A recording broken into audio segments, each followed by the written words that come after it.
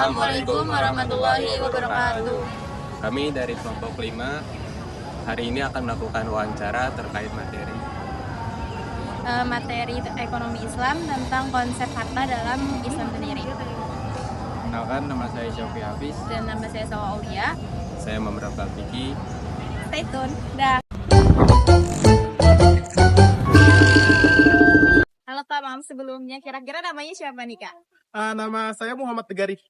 Oke, aku mau nanya tentang apa aja sih kira-kira harta yang halal menurut Islam Kak? Harta halal itu contohnya dari kerja yang jujur, terus dagang yang benar, warisan dari orang tua, hadiah, gaji dan sisa yang sah, atau hasil tani dan ternak yang cara mengelolanya nggak melanggar aturan agama. Oke, terima kasih Kak. Oke, sama. Ibu, mohon diperkenalkan nama Ibu siapa? Nama saya Siti Alawiyah, umur 48 tahun. Jadi saya izin bertanya ya Bu. Boleh.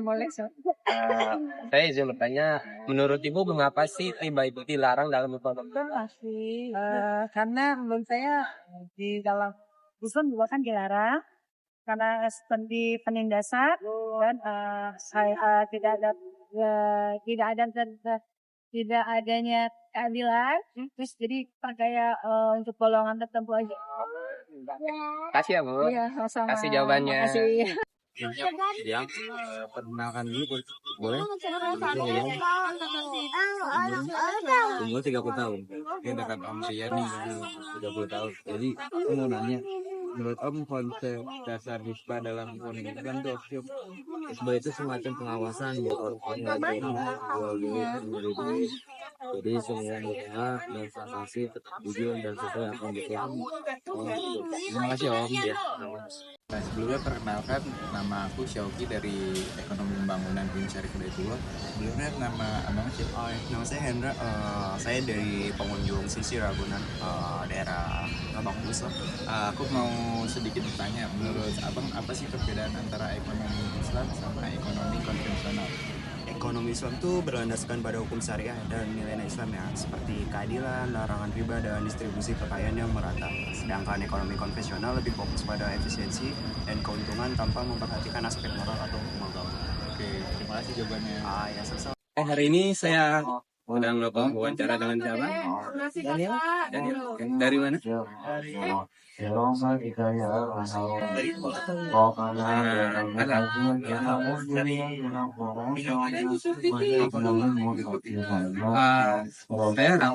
izin bertanya. Menurut Mas sendiri tuh kalau dalam Islam menimbun harta itu hukumnya? Kalau harta saja tanpa dikeluarin zakatnya kayak nggak baik ya. Bisa bikin orang lain miskin susah. Kalau nggak kita sendiri karena dosa kan. Karena itu kan nggak baik, nggak benar. Terima kasih Mas atas jawabannya. Ya, kira-kira namanya siapa ya Kak? Oke, aku mau nanya kayak kenapa sih sedekah itu dianjurkan sementara zakat itu tidak dianjurkan? Karena sedekah itu bikin kita lebih lembut, dan dirasa pelit, dan bisa bantu orang yang lagi susah. Walaupun nggak wajib, pahalanya itu bisa. Terima kasih ya Kak. Untuk pertanyaan selanjutnya, Kakak tahu gak sih zakat dan fungsinya itu apa? Zakat ya. Iya. Zakat adalah kewajiban memberikan sebagian harta, biasanya itu 2,5% kepada yang berhak menerimanya.